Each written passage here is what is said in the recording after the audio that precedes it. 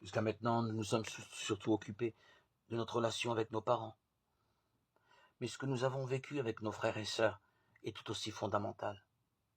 Nous allons nous trouver là face à la jalousie, à la rivalité, à la comparaison dans l'affection, à la reconnaissance donnée à l'un plus qu'à l'autre, au problème des préférences.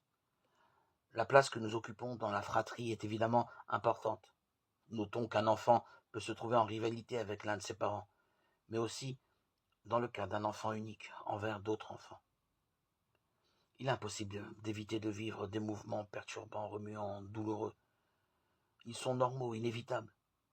Mais il s'agit de les dépasser, d'apprendre à vivre une relation bien située à sa juste place. Les blessures vécues dans la fratrie sont souvent très archaïques, très lointaines, profondément enfouies, et de ce fait, elles deviennent fréquemment source d'infection. La Bible est emplie d'histoires de frères rivaux dont l'un veut s'emparer de ce qui appartient à l'autre, ou être comme lui, pour bénéficier de ce qui lui est donné. Qu'un dont l'offrande n'est pas agréée par Dieu alors que celle d'Abel les tue son frère. Genèse 4, 3, 8. Jacob, le cadet, triche et trompe son père Israël pour s'emparer de la bénédiction réservée à l'aîné. Ésav, Genèse 27, 1, 9. Les frères de Joseph voient que leur père Jacob le préférait à eux tous.